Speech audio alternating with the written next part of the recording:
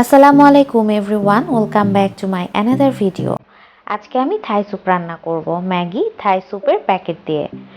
আশা করছি আপনাদের কাছে ভালো লাগবে। খুবই সিম্পলভাবে আমি রেসিপিটা তৈরি করব। আমি একটা প্যানের মধ্যে দুটো ডিমের কুসুম নিয়েছি। থাই স্যুপে কিন্তু ডিমের সাদা অংশ দেয়া যাবে না, এটা মনে রাখবেন। এখানে আমি মুরগির মাংস নিয়েছি।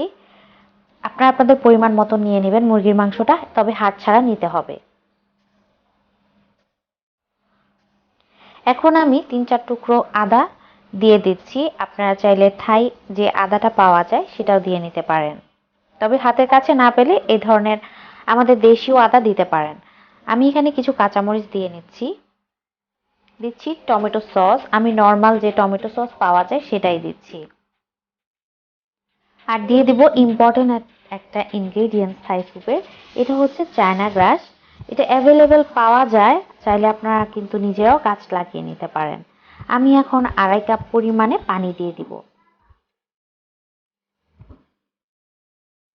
এখানে আমি আজকে চিংড়ি মাছ দিচ্ছি না, মাশরুমও দিচ্ছি না, আপনারা চাইলে সেটাও দিয়ে নিতে পারেন। এখন আমি 2 টুকরো লেবুর রস দিয়ে নিচ্ছি। প্রায় 1 টেবিল চামচের মতন লেবুর রস দিয়ে নিলেই হবে। তো যারা আমার চ্যানেলটিকে এখনো সাবস্ক্রাইব করেননি, রেসিপিটি দেখতে দেখতে চ্যানেলটা কিন্তু সাবস্ক্রাইব করে নেবেন। আর পাশে থাকা ছোট বেল আইকনটা প্রেস করবেন, লাইক দিতে ভুলবেন না। এরপরে কিন্তু সমস্ত ইনগ্রিডিয়েন্টসগুলোকে ভালো করে নেড়েচেড়ে দিতে হবে। খুব ভালো করে মিক্স করার পর আমি এটাকে চুলার মধ্যে বসিয়ে দেব। লবণটা প্রথমে দিতে ভুলে গিয়েছিলাম, তাই এখন লবণটাও দিয়ে নিচ্ছি। এবার আমি চুলার মধ্যে বসিয়ে দিয়েছি।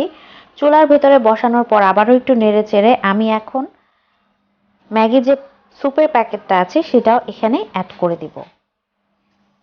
অনেকে কিন্তু পানির মধ্যে শুধু এই প্যাকেটটা দিয়ে রান্না করেন, তবে এর মধ্যে কিন্তু টেস্টটা তেমন একটা পাওয়া যায় না।